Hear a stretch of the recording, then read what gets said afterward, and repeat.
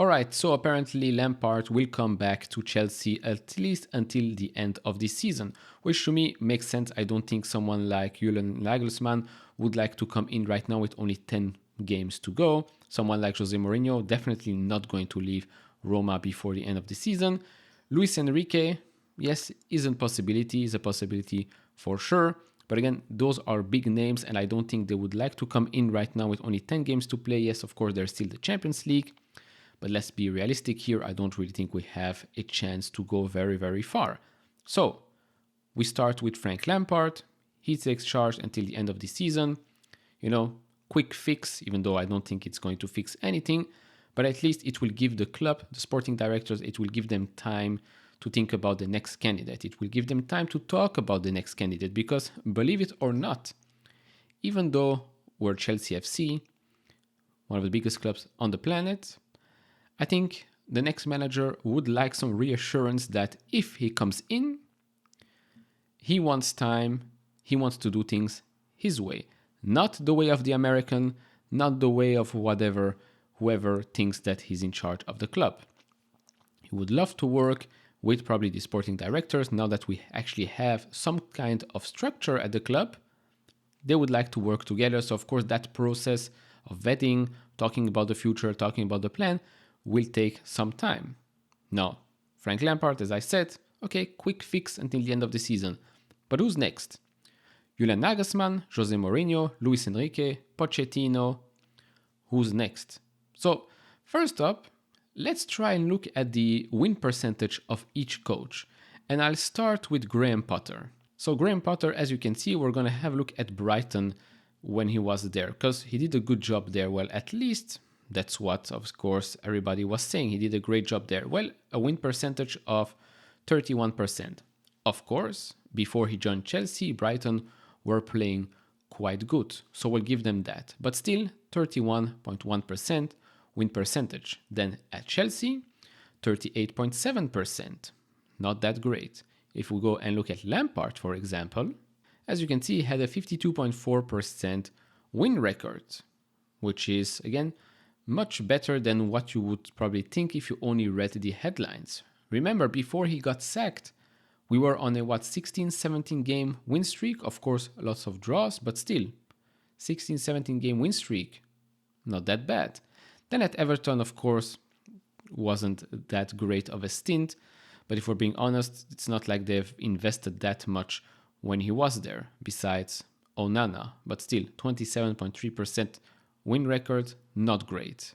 So let's now look at the potential candidates for the job. Number one, Luis Enrique, which in my opinion, yes, he did a good job with Barcelona, did a weak job in my opinion with Spain. I think he's overrated, but then again, every manager that is not a Chelsea manager will get hyped up by the so-called huge Chelsea fans, right, on social media.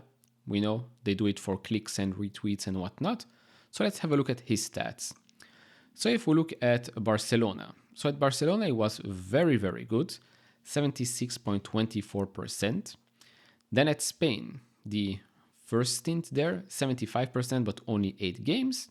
But then the second stint, 39 games, we look 51.28%.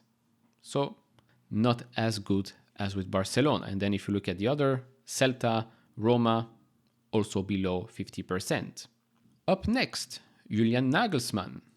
If you hear the name, you probably think probably 60%, right? Something like that, if not more. Well, if you look at the stats, at Hoffenheim, 40.4%, at Leipzig, 56.8%, and then of course at Bayern München, 71.4%, which is why everybody was shocked that he was sacked there. But then again, when you have Bayern München, then of course you have to win, or you're supposed to win, the majority of games in the Bundesliga because the gap is just so big. But again, Hoffenheim 40.4, Leipzig 56.8, and then when he reached that top level team in a, if we can call it a one-team league, 71.4%, pretty good. And now the GOAT himself, the special one, Sri Jose Mourinho. So with Jose Mourinho, of course, we can look at the first time at Chelsea, 67%, Inter Milan, 62%, Real Madrid, his peak there, close to 72%, and then it went down. Chelsea's second stint, even though he won a title, 58.8. Manchester United, pretty close, 58.3. Then Spurs, 51.16. And then now with Roma, he's at 52.3, which makes an overall, the average, at still 62.66 for someone that has played over 8,000 games to have still 62.66, which is more than the other coaches that we've seen right now, is why he gets the legendary status. So now let's start and speculate, right? Of course, do share your thoughts down in the comments below. If you enjoy this type of videos, leave it a thumbs up, subscribe if you have not, would really appreciate that. But let's talk. To me, Jose Mourinho obviously is an emotional appointment. I would love to see a third term with Jose, and especially with the amount of money that these Americans are throwing away and the players that we have, because we do have some quality players, even though I say it time and time again, we have bought expensive players that are bang average. But I think that Jose Mourinho can do a lot with this team and probably will do a lot with whoever we will buy in the summer. Of course, there is emotions attached to it, but still Jose Mourinho, one of the greatest managers of all time, and still currently today, I think the job that he's doing with Roma is a pretty good one. All things considered, if you look at the squad, it's not such a huge squad. If Tammy Abraham is injured, Pellegrini, Dybala, basically you're done, right? He can't do anything more. So to be fighting for that Champions League spot, to me, pretty good.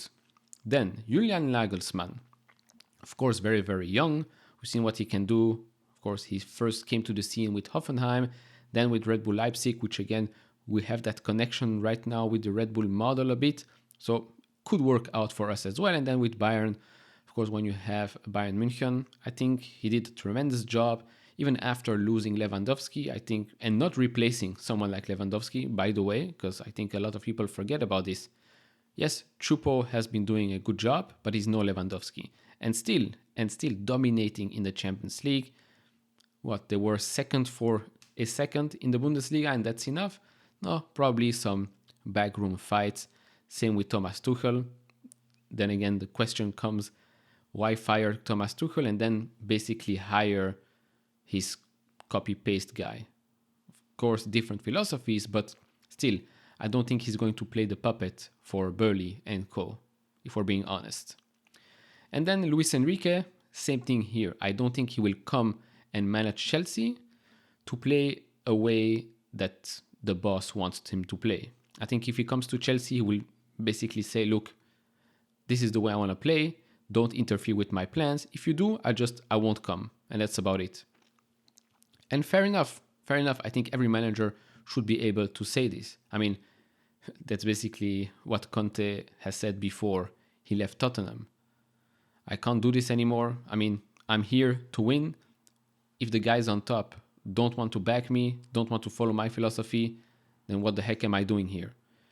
And yeah, let's be honest, that's exactly what has to happen. When you hire someone for the job, don't be surprised that things don't go their way when the majority of the buys, the majority of things that have been changing around the club have not been the decision of the manager.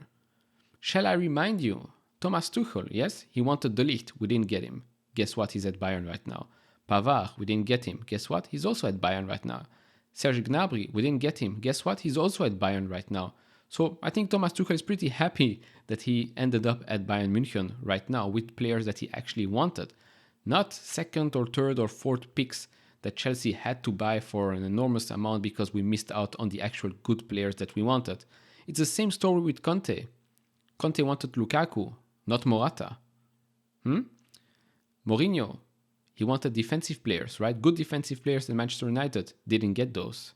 Even at Chelsea, he wanted Sterling, I think, back then. Even Pogba he wanted back then, and Stones as well. Didn't get them. Got some other players. Of course, we spent a lot of money, so hey, you spend a lot of money, you have to win games. It's not how it works, not how it works. If a manager wants and says, this is the way I want to play, this is the player I want, you don't go and get them, but you go get someone else because, oh, okay, let's replace him, you'll be happy with those players. That's not how it works. And so the next manager for Chelsea, of course, now apparently it's going to be Lampard in the end of the season. But the one after that, he's going to be very, very demanding because he has seen what has happened at Chelsea in the last year with the new owners. He's not going to come in and say, okay, I'll do whatever you want. No, I'll come in, I'll play the way I want to play, and you're going to listen to me because otherwise this thing won't work. And this is exactly what I, as a real fan, want to see. I don't want the owner to pick out a puppet like Graham Potter. Great guy. But let's be honest. They picked him because he can be a puppet. And that's about it. And with puppets, you don't win shit. So, who's next for Chelsea?